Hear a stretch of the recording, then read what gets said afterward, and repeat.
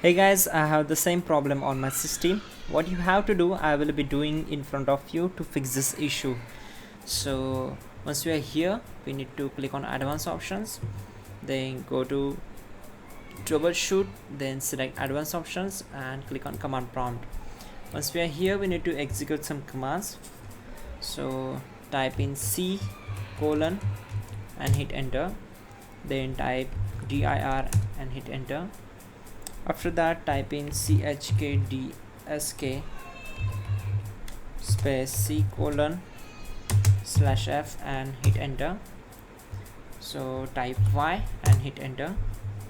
So this will take some time to complete the process. Once done, we need to execute the next commands. So just type in bootrec space slash fix mbr and hit enter, then type in bootrec space slash fix boot and hit enter.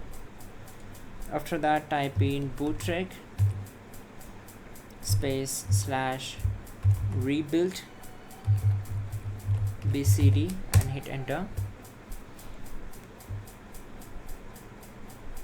and then we need to execute the command bcd boot space c colon backslash windows slash s slash space c colon and hit enter, and then type in sfc space slash scan now and hit enter. So this will take some time to complete the process, around 15 to 30 minutes.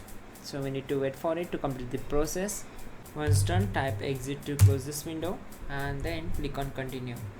So that's it guys, your problem will be solved, you're good to go.